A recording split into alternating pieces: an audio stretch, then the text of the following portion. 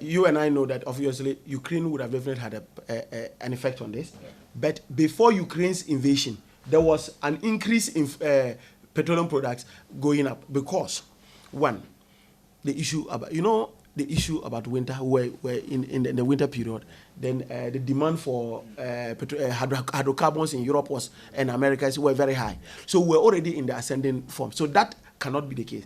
Ukraine may have aggravated the situation. You understand the point? Ukraine may have aggravated it. But I'm just saying that in that particular state, it is a blessing in disguise. So whilst we complain about the prices in the local level, we are also always smiling to the bank because of the monies we get from selling of the product.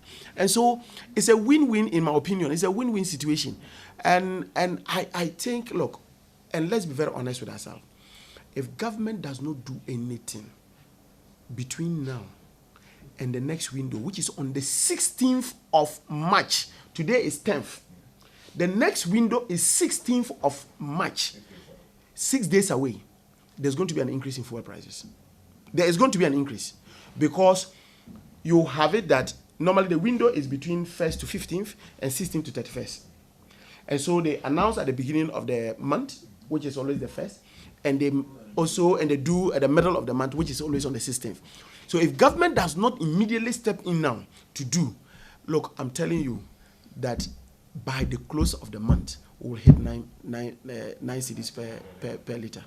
So government will have to intervene. Because on the 16th, new prices will be announced. What would have been the implications if we hit 9? If we hit 9, it means that, look, I'm telling you, gradually everything will ground to a halt. Because one, remember that the people who deal in the petroleum sector, particularly in the downstream sector, are private people.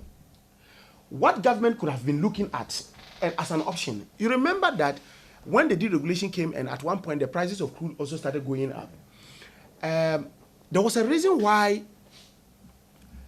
President Mahama appointed one person to be the head of BOST and the head of TOR.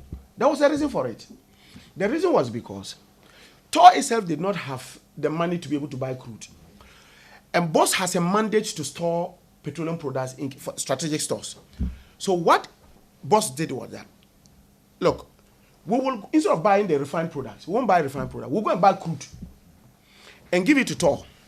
And TOR will refine and give it to us. And we will give it to GOIL, which is also, government owns about, because BOST, you remember that BOST owns about 20% of GOIL. And government itself, so if you take BOST and then government, it's a central bank, it's about 51%.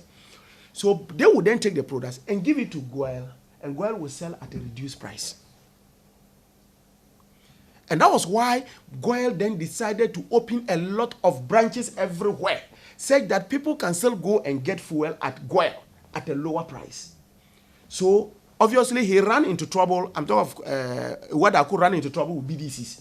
Because what it then meant was that it was making BDCs not to be profitable. And this was the arrangement that was done. Because government was using state institutions to beat down the price. This government has just simply decided that they can't be bothered.